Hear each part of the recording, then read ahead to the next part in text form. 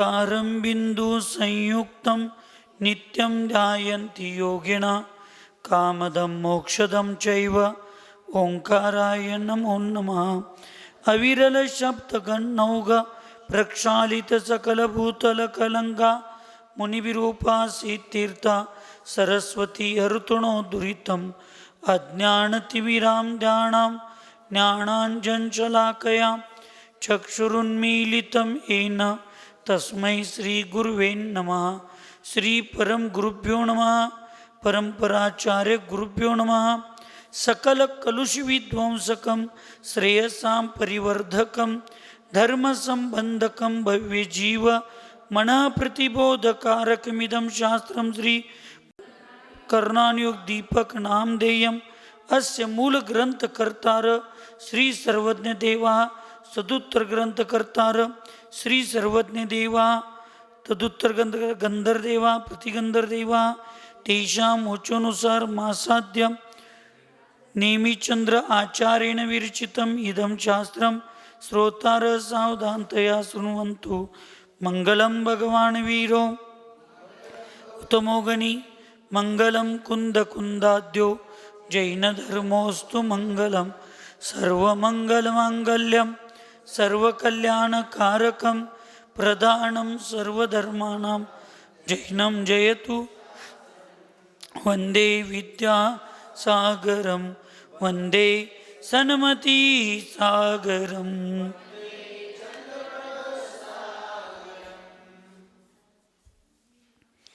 स्पृत्या प्रणम्य वीरं सर्वज्ञं सर्वजन्तुहितदक्षं कर्णानुयोगदीपं कुर्वे स्वान्तस्तमो विघातार्थं।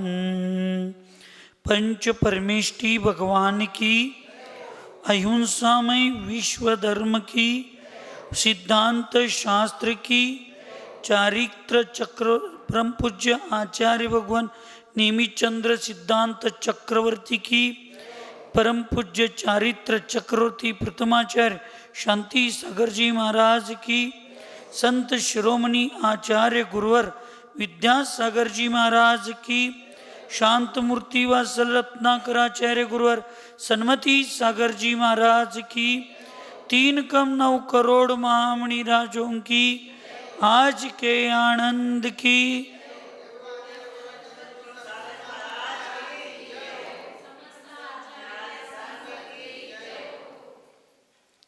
आचार्य भगवंत नेमिचंद्र जी महामुनिराज पूर्व चर्चा में मिश्र गुणस्थान वाले जीव, निवृत्त पर्याप्त अवस्था को धारण करने वाले मिश्रकायी जीव, मिश्रकाय योगी जीव, शपक श्रेणी संबंधी 8वें 9वें 10वें 12वें गुणस्थान वाले जीव, उपशम श्रेणी चढ़ते हुए अपूर्व करण के गुणस्थान के पहले भाग में निद्रा और प्रचला की जब तक विच्युति नहीं होती ऐसा जीव, प्रथमोपशम सम्यक्त्व वाले जीव, 13वें गुणस्थान वाले और 7वें नरक के द्वितीय तृतीय और चतुर्थ गुणस्थान वाले जीव मरण को प्राप्त नहीं होते। इन जीवों की मृत्यु इस अवस्था में नहीं होती।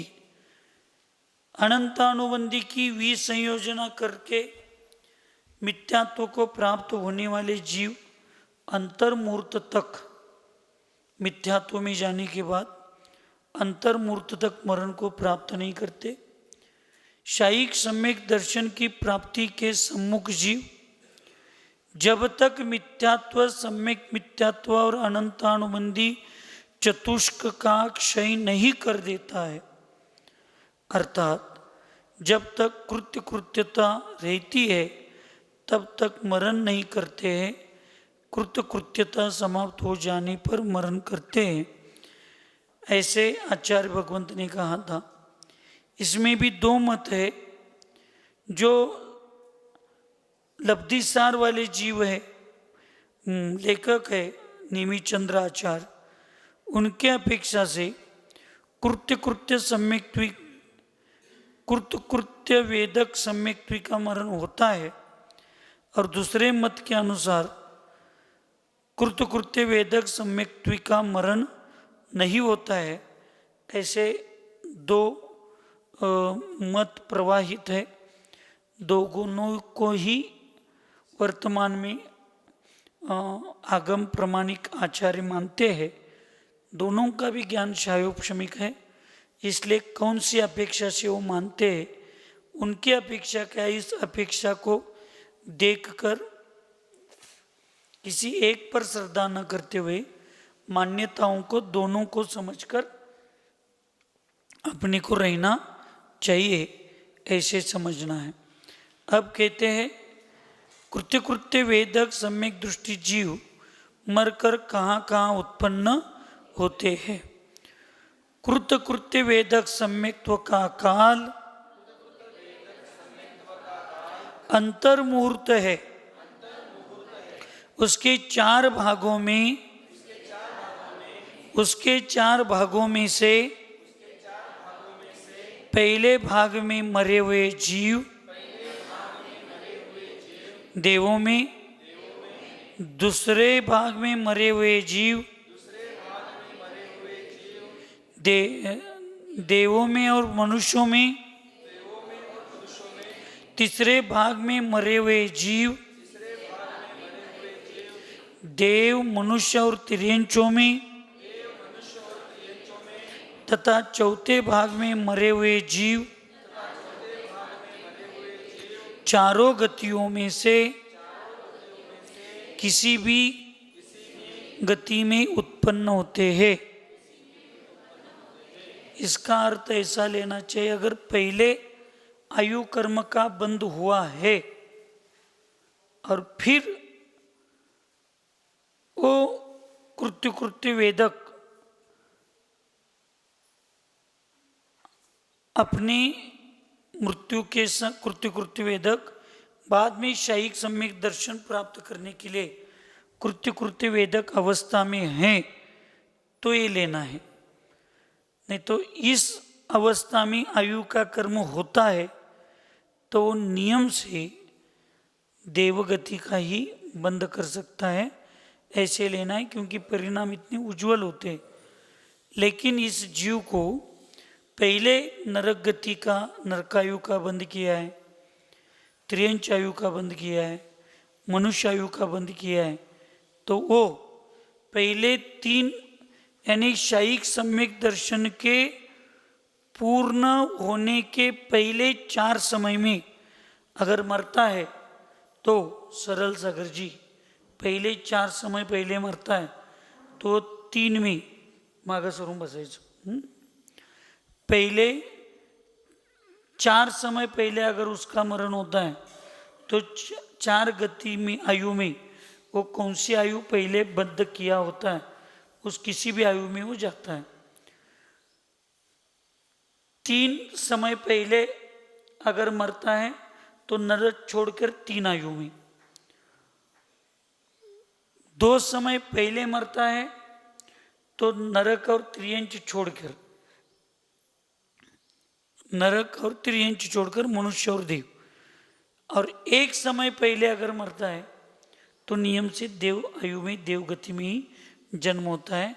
शायिक सम्यक्त्व के पूर्ण होने के पहले ऐसे लेना है, क्योंकि ये कृत्य कृत्य वेदक है।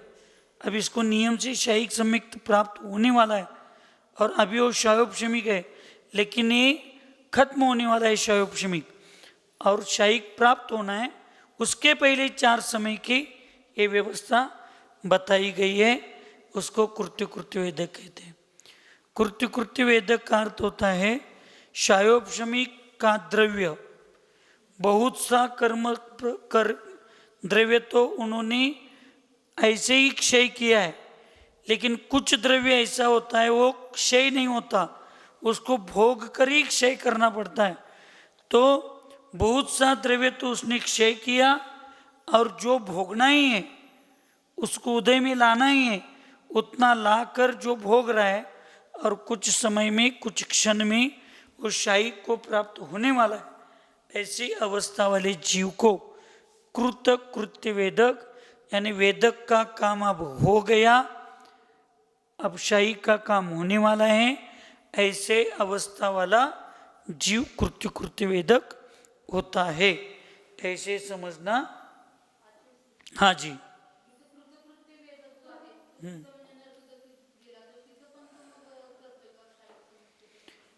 शुरुआत तो नियम से मनुष्य गति में ही होगी, लेकिन अंत पूर्णता वो चारी गतियों में कहीं पे भी मरने के बाद जब उत्पन्न होता है तो उसकी पूर्णता चारों गतियों में कहीं पे भी कर सकता है। लेकिन शुरू तो शायक सम्यक्त्व की शुरुआत तो मनुष्य गति में ही नियम से होती है।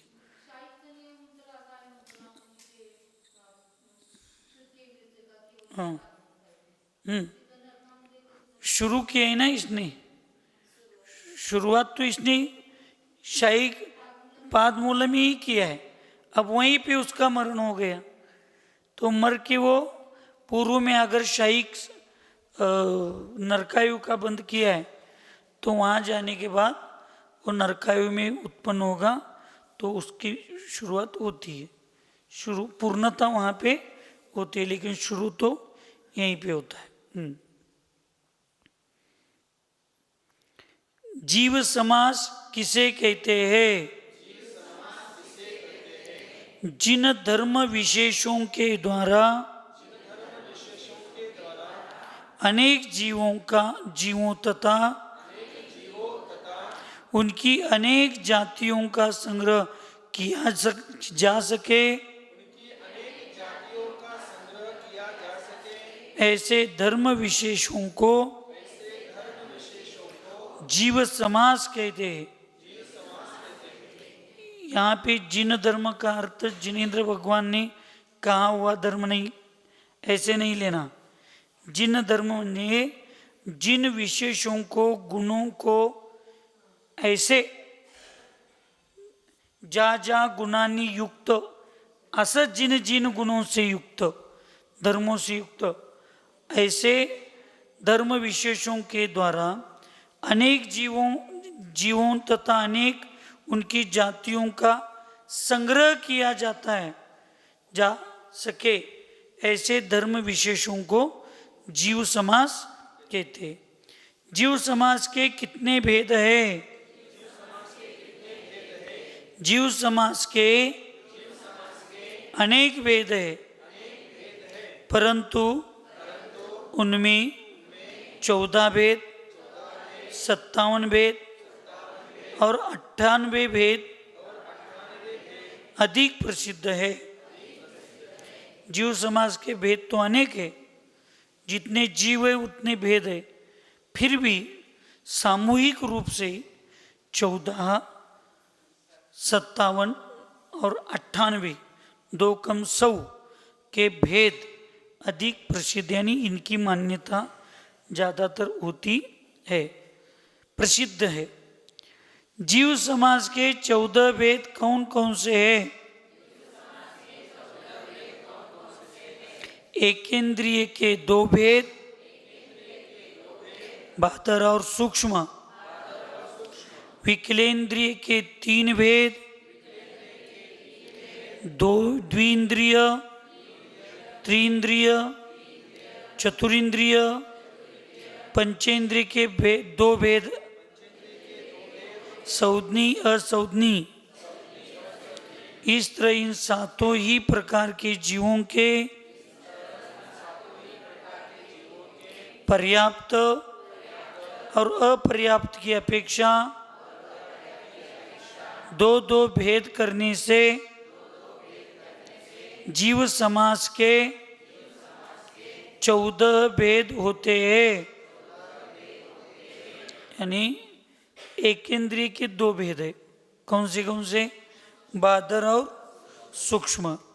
इसके पर्याप्त और अपर्याप्त, नहीं तो पहले एकेंद्रिय के 2, 2 इंद्रिय, 3 इंद्रिय, चतुरिंद्रिय, और पंचेंद्रिय की 2, सौदनी और असौदनी। टोटल कितने हो गए? 7। ऐसे 7 प्रकार के जीव, एक पर्याप्त जीव होते हैं और एक अपर्याप्त, तो दोनों मिलकर कितने हो गए? 14 भेद होते हैं। इसमें और 19 का एक भेद होता है जो 24 टाना की अपेक्षा से ज़्यादातर प्रसिद्ध है।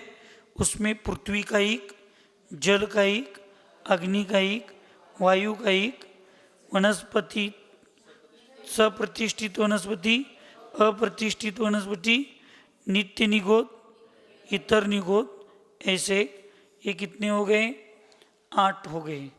फिर 2 इंद्रिय, 3 इंद्रिय, चतुरिंद्रिय, पंचेंद्रिय, ये तो ये 7 के 8 के, वहाँ 7 होना चाहिए ना, 7 के 14, और 2 इंद्रिय, 3 इंद्रिय, चतुरिंद्रिय, संज्ञी और असंज्ञी, ऐसे 5, 14 और 5 19 भेद ऐसे बताए। 2 प्रकार के भेद बतलाते।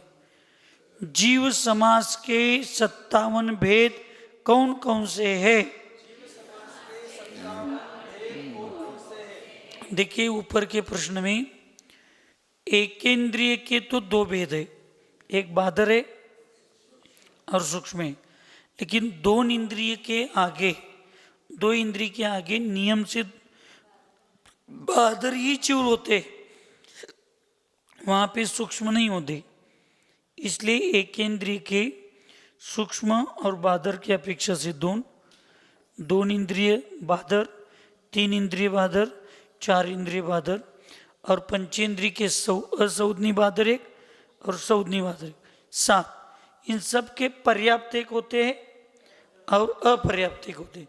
इस अपेक्षा से 7 के 2 पर्याप्त 7 और अपर्याप्त 7, ऐसे 14। और 19 वेद की अपेक्षा पृथ्वी का एक, जल का एक, अग्नि का एक, वायु का एक, और नित्य निगोद, इतर निगोद और प्रत्येक वनस्पति, ऐसा है। सप्रतिष्ठित अप्रतिष्ठित नहीं लिया। उस समय आपने सप्रतिष्ठित अप्रतिष्ठित का, इसलिए 8 हो गए हो। 7 वेद है। इसके पर्याप्त और अपर्याप्त की अपेक्षा से 14, कितने? 14। और 2 इंद्रिय, 3 इंद्रिय, चतुरिंद्रिय, असंज्ञी पंचेंद्रिय और पंचेंद्रिय, ये 5, ऐसे टोटल कितने हैं? 19 भेद यहाँ पे आचार्यों ने जीव समास की एक अपेक्षा से बताया। देखिए अपेक्षाकृत कथन है, इसका मतलब किसी आचार्य ने जीवों के समास को कम माना है, या संख्या को कम माना है, या जाति को कम माना है, और किसी आचार्यों ने जाति या संख्या को ज़्यादा माना है, ऐसे नहीं लेना। इसमें लेना है अपेक्षा से। जैसे मनुष्य का आप लीजिए, मनुष्य कितने प्रकार के हैं? अपेक्षा से 2 प्रकार के। कौन से? आर्य और म्लेच्छ, या कर्मभूमिज मनुष्य, भोगभूमिज मनुष्य। अब उसमें फिर हम कहेंगे मनुष्यनी, त्रियंचनी, ऐसे अपेक्षाकृत कथन होता है, लेकिन संख्या और बाकी व्यवस्था में कोई अंतर नहीं आता। जीव समास के 57 भेद कौन कौन से है? पृथ्वी, जल, अग्नि, वायु का एक, नित्य निगोद तथा इतर निगोद, इन 6 प्रकार के जीवों के बादर और सूक्ष्म की अपेक्षा 2 भेद, प्रत्येक वनस्पति के सप्रतिष्ठित अप्रतिष्ठित की अपेक्षा 2 भेद। इस प्रकार एकेंद्रीय जीव के 14 भेद है, यानी पृथ्वी, जल, अग्नि, वायु का एक, ये 4, नित्य निगोद तथा इतर निगोद, इन 6 प्रकार के जीवों के बादर और सूक्ष्म की अपेक्षा 14, 12, और प्रत्येक वनस्पति के सप्रतिष्ठ और अप्रतिष्ठ की अपेक्षा 2 भेद, 14 भेद हो गए। इस प्रकार एकेंद्रीय जीव के 14 भेद है। कितने भेद है? 14 भेद। उनमें त्रस के द्वेंद्रिय, त्रिंद्रिय, चतुरिंद्रिय, संयमी पंचेंद्रिय और असंयमी पंचेंद्रिय के 5 भेद मिलाने से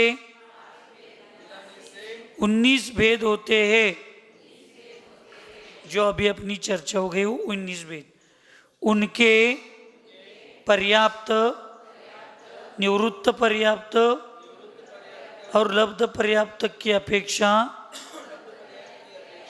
3 भेद होने से सब मिलाकर जीव समाज के 57 भेद होते हैं। देखिए यहाँ पे क्या बताया, एक 14 का भेद बताया। कौन कौन सी 14 के भेद बताए?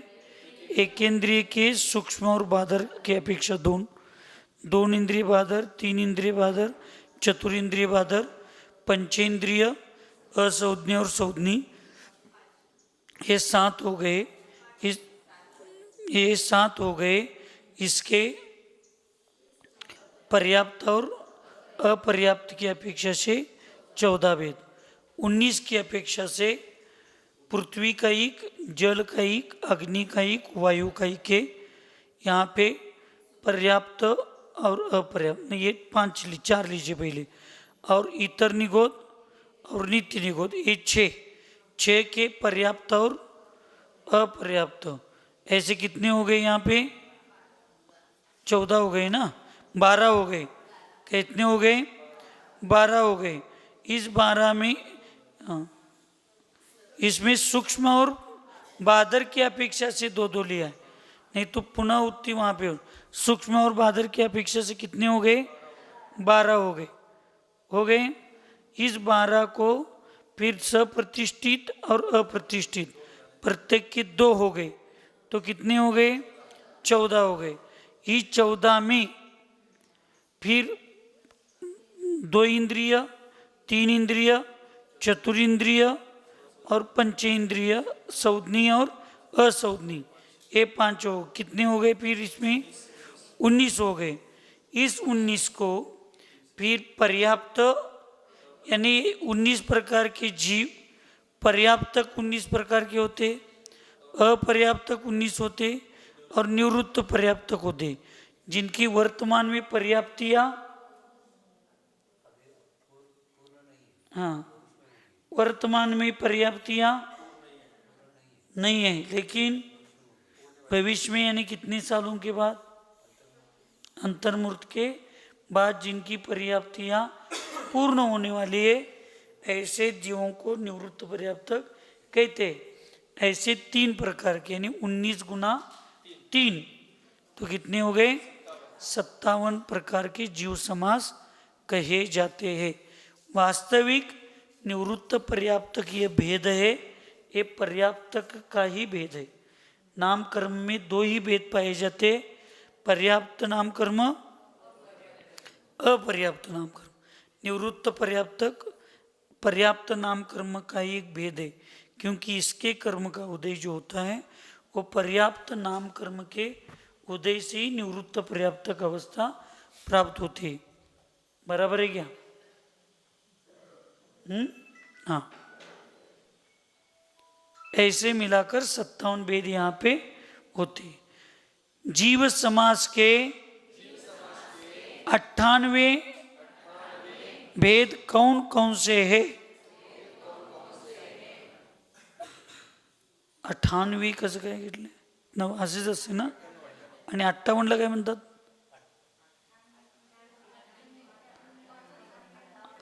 58, 58ला काय म्हणायचं? 58 और 98 को 98। ठीक। एकेंद्रीय के उपर्युक्त 14 भेद के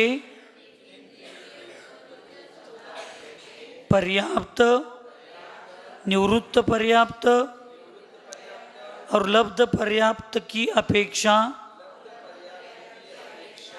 3 भेद है। अतः एकेंद्रिय संबंधी 14 गुना 3 42 भेद हो गए होते।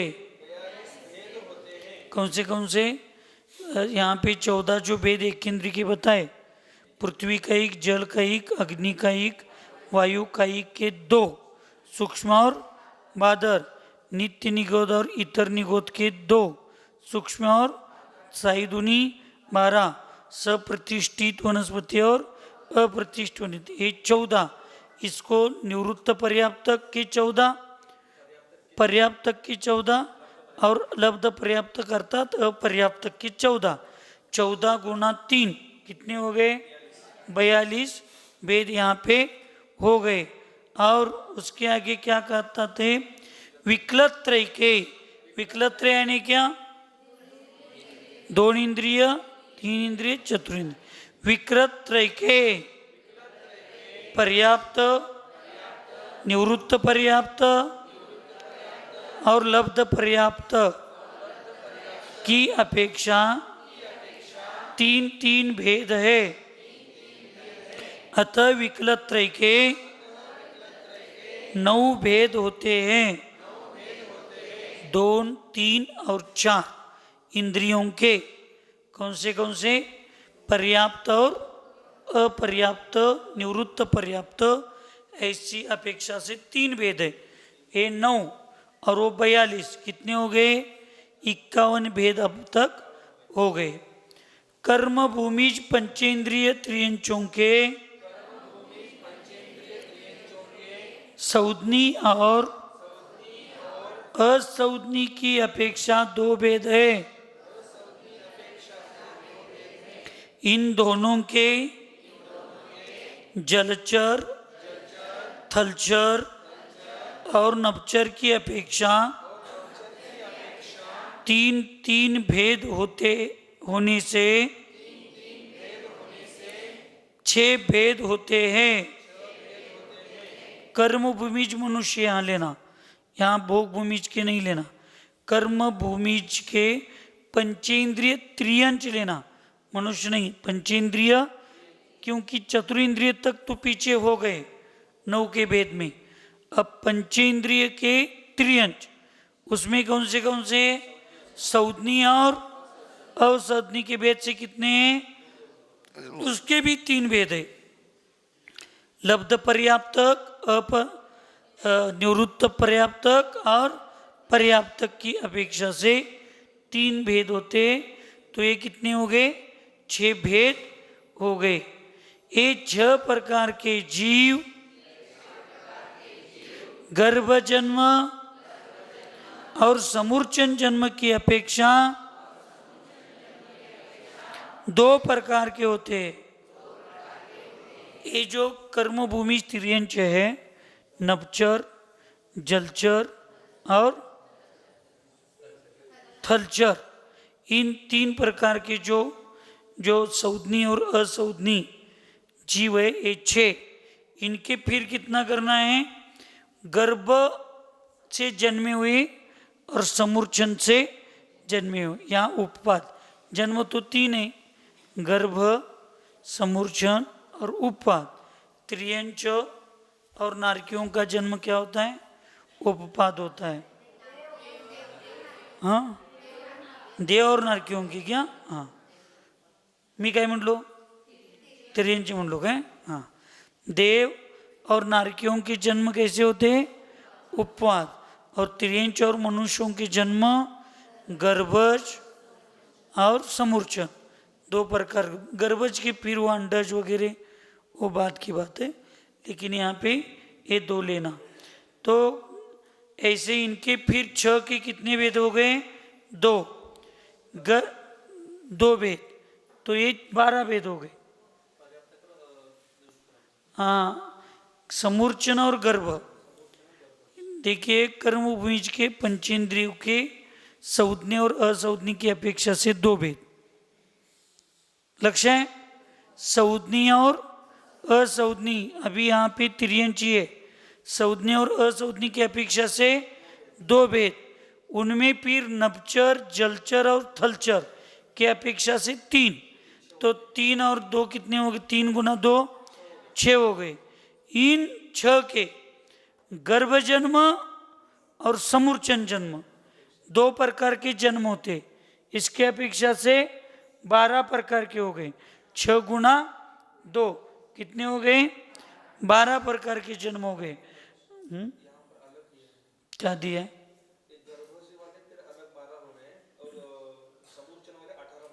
अभी वो आगे, आप ऊपर की लाइन छोड़कर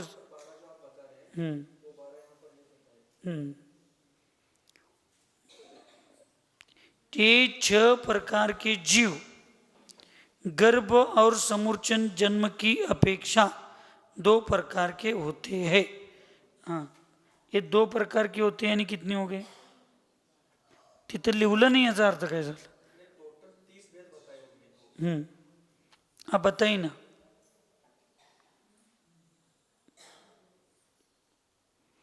वो 30 प्रकार जो बताए ना, उसमें हम विश्लेषण करके ये बता रहे हैं कि 6 प्रकार के जीव, कौन से 6 प्रकार के जीव? थर्वभूमि, थलचर, नभचर और जलचर, 3 प्रकार के जीव। कौन से? संउदनी और असंउदनी। कितने हो गए? 6 हो गए। इसके 6 के गर्भ और समूर्चन कितने अपेक्षा से 2 प्रकार के जीव होते। उसमें जो गर्भ जन्म वाले हैं वो 6 प्रकार के जो जीव है उसकी पर्याप्त और निवृत्त पर्याप्त कितने भेद हो गए? अपेक्षा से 2 भेद हो। कितने हो गए फिर? 6 और 2, 6 गुना 2 12 भेद हो गए। और समूर्चन जन्म के कितने भेद होते? 3 बता रहे। कौन से? पर्याप्त, निवृत्त पर्याप्त और लब्ध पर्याप्त। की अपेक्षा कितने हो गए? 3 भेद। तो ये कितने हो गए? 18 भेद हो गए। कितने हो गए? तो गर्भज के 12 और समूर्चन के 18, ऐसे कितने भेद हो गए? 30 भेद तिर्यन चौके हो गए। इस प्रकार कर्म भूमिज तिर्यन चौके, यहाँ पे कितने भेद हो गए? 30। एकेंद्रीय के कितने हो गए थे? 42। एक इंद्रिय के कितने हुए थे? 42। विकलत्रय के कितने हुए थे? 9। कितने हो गए? 51। और कर्मभूमि त्रियंचों के कितने हो गए? कर्मभूमि पंचेंद्रिय त्रियंचों के कितने हो गए? 30। कितने हुए? 51 और 30 81। कितने हो गए? हाँ। अब भोग भूमिज मनुष्य पंचेंद्रिय त्रियंचों के थलचर और नभचर, ये 2 भेद होते हैं। इनमें पर्याप्त और निवृत्त पर्याप्त की अपेक्षा 2 भेद है। इसके 4 भेद होते। यहाँ पे जलचर भेद नहीं है। कहाँ पे? भोग भूमि में नभचर और थलचर। थलचर का मतलब होता है जमीन पर चलने वाले। नभचर का मतलब होता है आकाश में उड़ने वाले, चलने वाले। और जलचर का होता है पानी में रहने वाले। वहाँ पे पानी में रहने वाले जीवों का वहाँ पे नहीं लिया, क्योंकि वहाँ पे वो जीव नहीं रहते। इसलिए भोग भूमि के 2 ही प्रकार के जीव त्रियंच, एक नभचर, थलचर। उसके कितने भेद हैं? 2 भेद है। कौन से होते? पर्याप्त और लब्ध पर्याप्त। कौन सा है? क्यों लब्ध पर्याप्त क्यों नहीं लिया? हाँ, वहां पे समूर्चन जीव और समूर्चन का ही लब्ध पर्याप्त भेद होता है। होशियार ऐसा। ऐसे त्रियंच भोग भूमि के त्रियंचों के कितने हो गए? 6। 4 भेद हो गए। अब ये 4 उसमें मिलाएंगे तो टोटल अभी तक त्रियंच गति संबंधी कितने हो गए? 85 भेद हो गए। आर्य खंड के मनुष्यों के पर्याप्त, निवृत्त पर्याप्त और लब्ध पर्याप्त की अपेक्षा तीन भेद होते हैं। म्लेच्छ खंड के मनुष्य के पर्याप्त और निवृत्त पर्याप्त की अपेक्षा दो भेद होते हैं। यानी म्लेच्छ खंड के मनुष्य में भी समूर्चन मनुष्य नहीं होते। भोग भूमिज और कुभोग भूमिज मनुष्य के पर्याप्त और निवृत्त पर्याप्त की अपेक्षा दो भेद होते हैं। देव और नारकियों के पर्याप्त और निवृत्त पर्याप्त की अपेक्षा दो भेद होते हैं। इस तरह त्रियंच के 42 + 9 + 12 + 18 + 4 85 भेद, मनुष्य के 3 + 2 + 4 9 भेद, देव के 2 भेद और नारकी के 2 भेद, ये मिलाकर जीव समाज के 98 भेद होते हैं। त्रियंच के अपेक्षा से कितने भेद कहे? पहले 14 भेद बताए। कौन से? एक केंद्रीय त्रियंच की सब त्रियंचों की अपेक्षा से, या एक केंद्रीय की अपेक्षा से कितने भेद बताए? 14 भेद। कितने? पृथ्वी, जल, अग्नि, वायु, ये 4। इसके क्या है? सूक्ष्म और बादर, नित्य निगोद, इतर निगोद, सूक्ष्म और बादर, 6 दूने 12, सप्रतिष्ठित वनस्पति, अप्रतिष्ठित वनस्पति, ये कितने हो गए? 14। और विकलेंद्रीय के 2, 3, 4, ये 3, और असंज्ञ और असंज्ञ के पंचेंद्रिय के 2, ऐसे 19। इसमें जो पहले 14 है, इसमें जो पहले 14 भेद बताए गए हैं, इन 14 भेदों में एकेंद्रीय की 14 भेद में पर्याप्त, अपर्याप्त म्हणजे लब्ध पर्याप्त और निवृत्त पर्याप्त, ये 3 भेद प्रत्येक के होते। तो कितने हो गए? 14 × 3 42 हो गए। फिर विकलत्रय के 3 हैं, 2 इंद्रिय, 3 इंद्रिय, चतुरिंद्रिय। इसके पर्याप्त, अपर्याप्त और निवृत्त पर्याप्त 3 हो गए। 3 × 3 कितने हो गए? 9 हो गए। समझ में आ गया? एक केंद्रीय की 14 है, उसके पर्याप्त, निवृत्त पर्याप्त, लब्ध पर्याप्त 14 × 3 42। विकलत्रय की 3 है, 2 इंद्रिय, 3 इंद्रिय, चतुरिंद्रिय, उसके लब्ध यानी अपर्याप्त, पर्याप्त और निवृत्त पर्याप्त 3 भेद, प्रत्येक के 3 यानी 3 3 का 9, ये 9। ऐसे एकेंद्रीय के कितने हो गए? 42। और 2 इंद्रिय के, विकलत्रय के 3 9, ऐसे कितने हो गए? 51 भेद हो गए। उसके बाद बताया कर्म भूमिज के त्रियंच। अब कर्म और भोग भूमि 2 प्रकार के त्रियंच है, इसमें कौन से लेना है? कर्म भूमि के त्रियंच।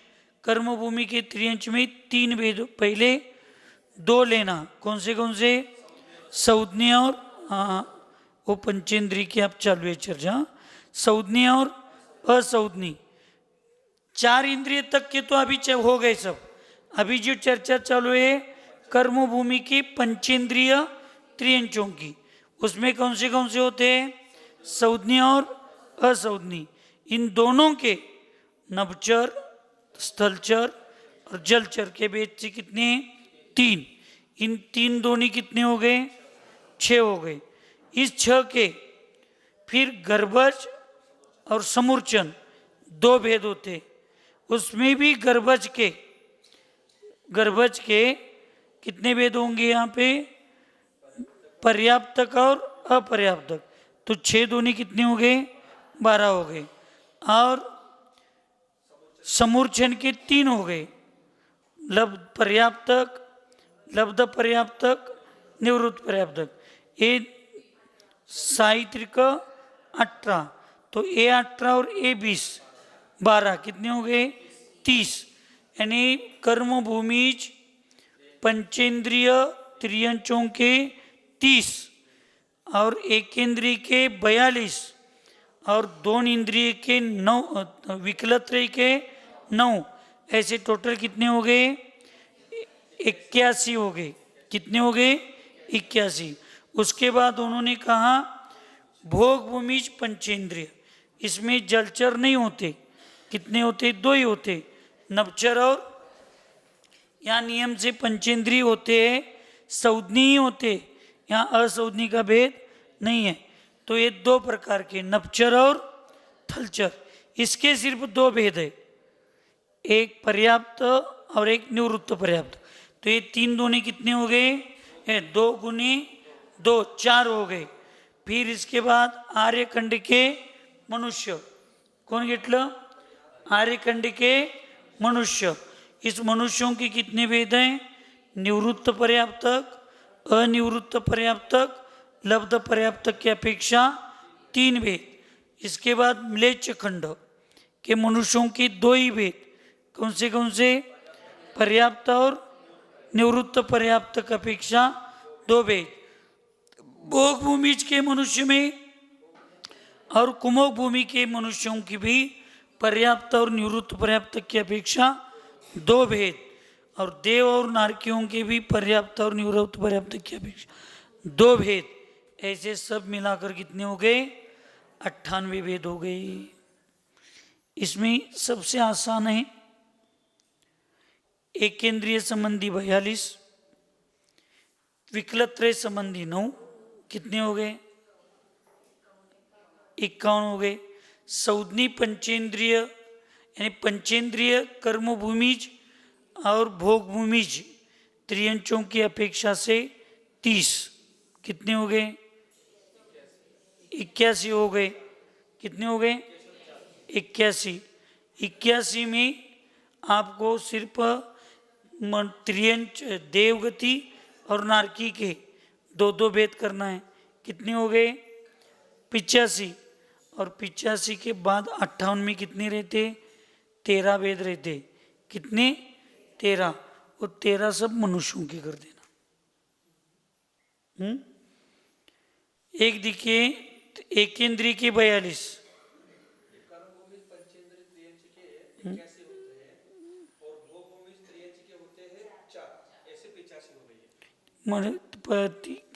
त्रियंच के संबंधी 85, हाँ, और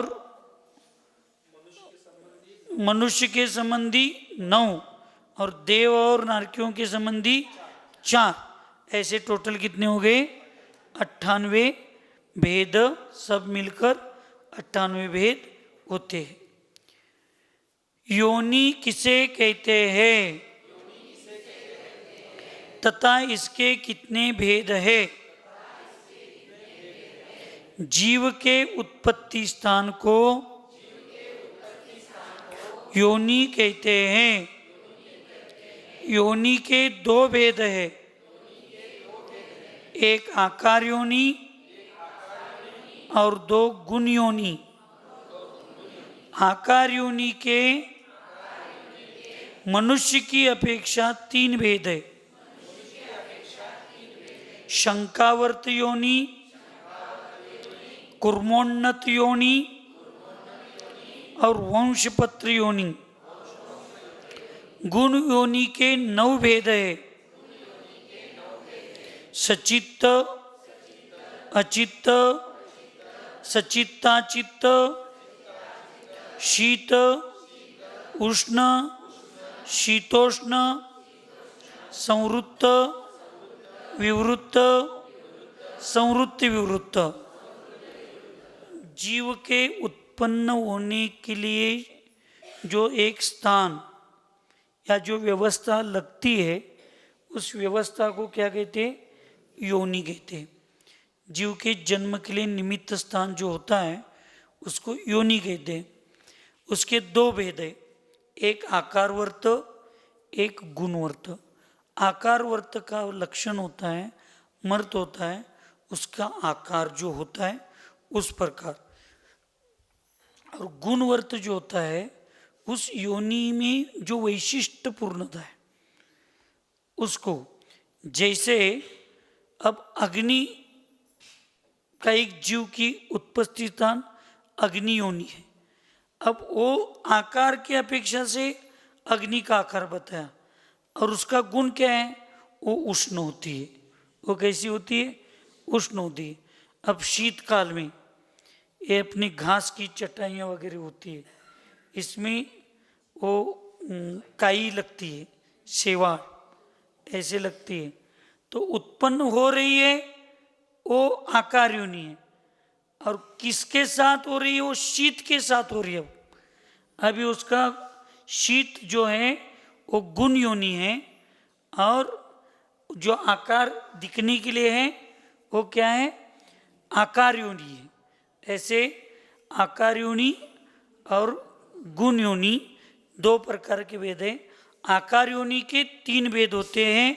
एक शंकावर्त, जिस योनि का आकार शंख के जैसा होता है। कुर्मोन्नत योनि, जिस योनि का आकार कुर्म यानी कछुए के जैसे ऐसे होता है। और तीन वंशपत्र योनि, और इन तीन को छोड़कर बाकी उन ये तीनों में ही ये 9 गुण है, इनको छोड़कर नहीं है। तो एक ऐसी सचित्त यानी जीव के सहित योनि स्थान, अचित्त जीव के रहित योनि स्थान, और सचित्ता चित्त दोनों के मिश्र अवस्था को सचित्ता चित्त। शीत यानी ठंड योनि स्थान, उष्ण यानी उष्ण योनि स्थान, शीतोष्ण यानी दोनों की संबंध रहते ऐसे गुण योनि स्थान।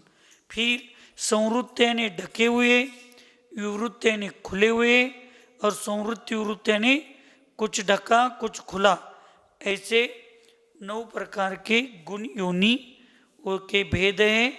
और आकार योनि के 3 भेद हैं, शंकावर्त, कुर्मोन्नत और वंशपत्र। 3 प्रकार की आकार योनियों का स्वरूप क्या है?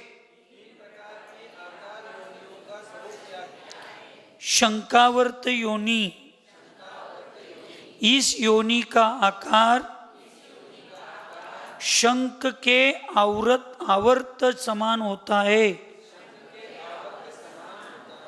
इस योनि वाली स्त्री के गर्भ नहीं रहता है।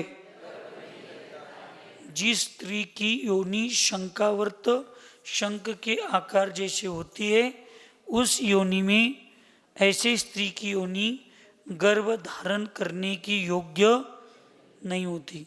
इसको विनोद या मजाक नहीं समझना, इसको ये समझना है जब भगवंतों ने केवल ज्ञान के माध्यम से इतना बताया तो इस पर विश्वास होना चाहिए। और अब मैं ये साधु बनकर विश्लेषण में नहीं जाऊंगा, सबके सामने कुछ मर्यादाएं होती है, लेकिन मैं इसलिए बता रहा हूं कि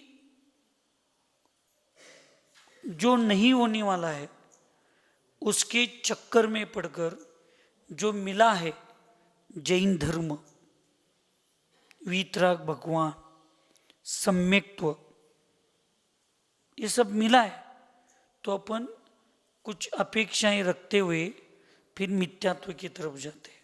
किसकी तरफ जाते हैं? मिथ्यात्व की तरफ। फिर मिथ्यात्व में इतने हम लचपच हो जाते हैं कि कब हमारा आगे किसी के जन्म देने के चक्कर में हमारा जन्म किस लिए हुआ है इसको भूल जाते हैं, और मिथ्यात्व के चक्कर में हम स्वयं के जन्म मरण के चक्कर को अनंत काल तक बढ़ाते निकल जाते हैं। इसलिए भगवान के वाणी पर विश्वास होना चाहिए। कुर्मोन्नत योनि, इस योनि का आकार कछुए की पीठ की तरह उन्नत होता है। इस योनि वाली स्त्री के तीर्थंकर, चक्रवर्ती, नारायण, बलभद्र तथा साधारण मनुष्य भी उत्पन्न होते हैं। यानी कुर्मोन्नत योनि जो है, इस योनि का आकार कछुओं की पीठ पर जो एक कवच होता है उसके आकार का होता है। और इस योनि वाली स्त्री ही तीर्थंकर, नारायण, चक्रवर्ती, बलभद्र आदि जो महापुरुष होते हैं इनको जन्म देती है। और इसके साथ साथ साधारण मनुष्य भी जन्म ले सकते हैं। वंशपत्र योनि, इस योनि का आकार वंशपत्र के समान लंबा होता है। इस योनि वाली स्त्री के साधारण मनुष्य ही उत्पन्न होते हैं। इस योनि वाली स्त्री के गर्भ से महापुरुषों का जन्म नहीं होता है। ऐसे समझ के यहाँ पे लेना है। इसके विषय में हम ज़्यादा नहीं संबोधन कर सकते। 9 प्रकार की गुण योनियों का स्वरूप क्या है? सचित्त, आत्म प्रदेशों से युक्त पुद्गल पिंड को सचित्त योनि कहते हैं। इसको और एक बार सचित्त लिखना चाहिए था। ये बोल्ड में सचित्त लिखा है, ये गुण योनि का भेद बताया। और उसके आगे सामने वाले शब्द जैसे नॉर्मल प्रिंट में है वैसे लिखना चाहिए, सचित्त आत्म प्रदेशों से। ये एक ही शब्द जो बोल्ड में लिखा है सचित्त, एक गुण योनि का भेद बताने के लिए बोल्ड में। उसके आगे जब विश्लेषण होता है तो और एक सचित्त शब्द सिंपल अक्षर में ऐसे लिखना चाहिए था, सचित्त आत्म प्रदेशों से युक्त। सरल सागर महाराज जी, ये मैं इसलिए बता रहा हूँ, आप एक अच्छे ग्रंथ का संकलन कर रहे, तो संकलन कर रहे तो उसको संकलन के साथ जब उसको प्रकाशित करना है तो कौन सा अक्षर बोल्ड होना चाहिए, कौन सा अक्षर सिंपल होना चाहिए, कितना भेद उसमें अंतर होना चाहिए, ये आपको प्रूफ चेकिंग में, वैसे आपको सब आता है फिर भी बता रहा हूँ। विषय आया है तो आपका गुरु हूँ तो आपसे ज़्यादा मुझे समझ में आता है, ये सबके सामने दिखाना तो पड़ेगा मुझे। हाँ नहीं है, इसलिए मैं बता रहा हूँ। नहीं तो गुरु से ज़्यादा चेला होशियार हो गया तो फिर समाज में कीमत गुरु की नहीं रहती। चेले की बढ़ती है लेकिन गुरु की कीमत कम होती है, बढ़ती कम होती है। इसलिए दिखाने के लिए तो कम से कम आपसे ज़्यादा मुझे आता है, ये दिखाना पड़ता है, बढ़ जाती है। अच्छा अच्छा, जल्दी बढ़े। आत्म प्रदेश, इसलिए ऐसे जब लिखते हैं तो उसके आगे फिर एक शब्द आना चाहिए। सचित्त, सचित्त आत्म प्रदेशों से युक्त पुद्गल पिंड को सचित्त योनि कहते।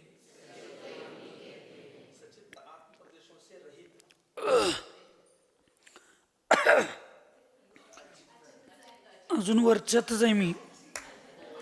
हां हां, लिफ्टचा खटका चुकून दुसरा दाबला तुम्ही गडबडीत। आत्म प्रदेश, जिस योनि के स्थान के आत्म प्रदेश होते शरीर में, ऐसा नहीं है।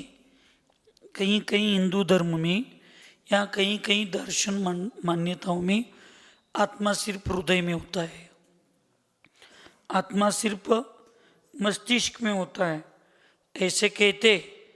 इसलिए पैर से लात मारकर पाप करेंगे तो आत्मा का कोई संबंध नहीं है। आत्मा कहाँ है? मस्तक में। आत्मा कहाँ है? हृदय में। तो हाथ से किया हुआ पाप पाप नहीं होता, पैर से किया हुआ पाप वो आत्मा को उसका कोई संबंध, ऐसे कहीं कहीं लोग कहते हैं। उन्होंने आत्मा को विशिष्ट स्थानों में स्थापित किया। केंद्र बिंदु विशिष्ट स्थान हो सकता है अपेक्षा से, जैसे अपन ज्ञान का केंद्र बिंदु। अब ज्ञान किसका होता है? आत्मा का। और आत्मा कहाँ है? आत्म प्रदेश पूरे शरीर में। फिर भी कहा जाता है कि केंद्र बिंदु यहाँ पे है, ज्ञान केंद्र बिंदु, ध्यान केंद्र बिंदु। एक केंद्र बिंदु की अपेक्षा से हम कह सकते हैं भारत की राजधानी दिल्ली हो सकती है, लेकिन दिल्ली का मतलब पूरा भारत नहीं है, ऐसे समझना। लेकिन क्या कहते हैं, जहां दिल्ली है वहीं पे भारत है, ऐसे कहेंगे तो क्या होगा? दोष आ जाएगा। इसलिए शरीर के जितना, आत्मा ने जितनी शरीर की अवगाहना धारण की है, उस शरीर के हर एक प्रदेश में, पुद्गल पिंड के हर एक प्रदेश पर आत्मा प्रदेश क्या हुआ है? बद्ध हुआ है, वो घुल मिल गए। और इसलिए जो जन्म का स्थान योनि स्थान है, उस योनि स्थान के आत्म प्रदेश के योनि स्थान पुद्गल पिंड, जहाँ चित्त सहित होते, जीव सहित होते हैं, उसको सचित्त योनि कहते हैं। उसको क्या कहते हैं?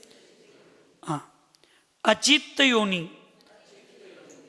आलो तुमच्या गावाला। हाँ, आत्म प्रदेशों से रहित पुद्गल पिंड को अचित्त योनि कहते हैं। वास्तविक ये विषय मुझसे अच्छा सरल सागर जी ले सकते, लेकिन उनका स्वास्थ्य ठीक नहीं, इसलिए मैं लेता हूँ। हाँ, जब आपका स्वास्थ्य ठीक होगा तो कर्णानुयुक्त दीपक का क्लास आप लेना, फॉलोअर्स बढ़ेंगे हमारी। आप बताएंगे तो लोगों को समझ में आ जाएगा। मीच घेऊ?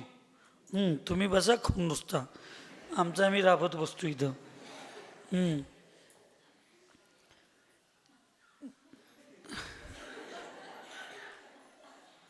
काय झालं?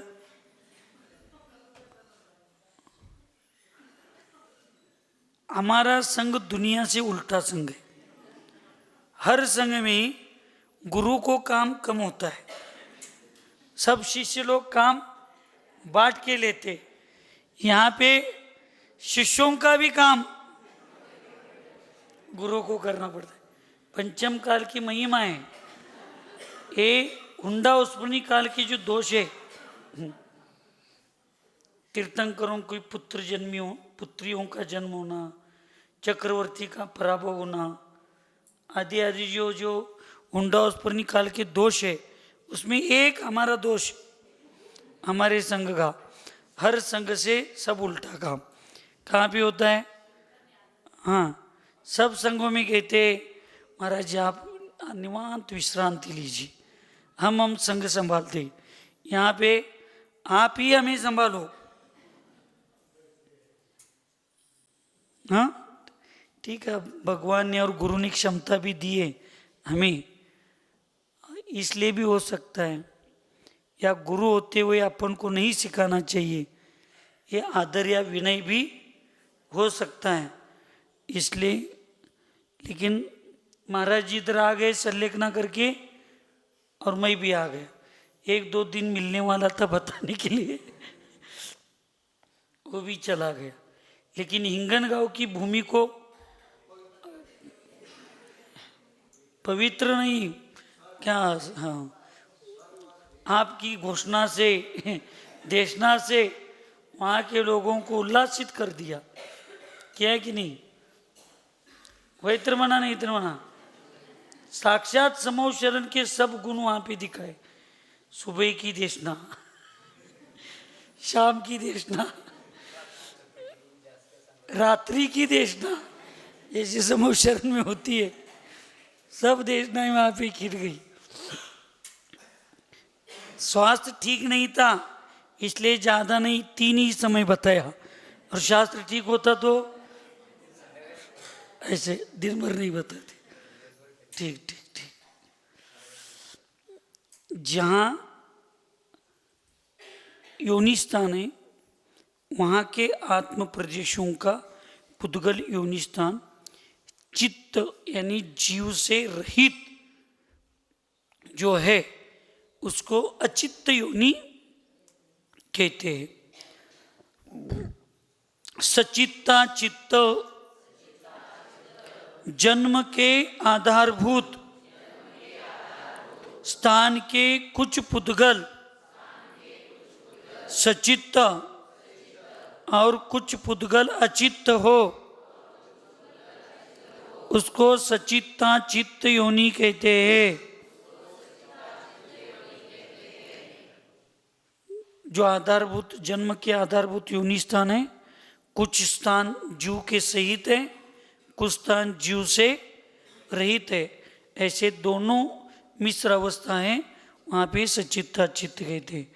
ऐसे उष्ण शीत और शीतोष्ण के शीत उष्ण और शीतोष्ण, शीत उष्ण और मिश्र गुणों से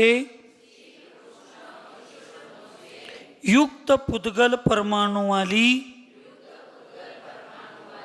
योनि को क्रम से शीत योनि, उष्ण योनि या शीतो और शीतोष्ण योनि कहते हैं। शीत हो तो शीत योनि, उष्ण हो तो उष्ण योनि, दोनों है इसलिए शीतोष्ण। संवृत्त विवृत्त और विवृत्त, संवृत्त विवृत्त और संवृत्त विवृत्त, कुछ ढकी हुई कुछ खुली हुई योनि को क्रम से संवृत्त योनि, विवृत्त योनि और दोनों की अपेक्षा से संवृत्त विवृत्त योनि कहते हैं। इथे यांचे एक वाक्य राहिले की संवृत्त विवृत्त योनीचं कुछ ढकी कुछ खुली योनि को संवृत्त विवृत्त कहते हैं। ऐसी योनि को क्रम से असं चालू व्हायला कुठे तुमच्यात आहे काय? आमच्यात नाही। हाँ हाँ, योनि स्थान जो होता है उस योनि स्थान में कुछ योनि स्थान ऐसे होते हैं कि जो कुछ खुले यानी दिखाई देते और कुछ योनि स्थान दिखाई नहीं देते हैं। ऐसे योनि स्थान को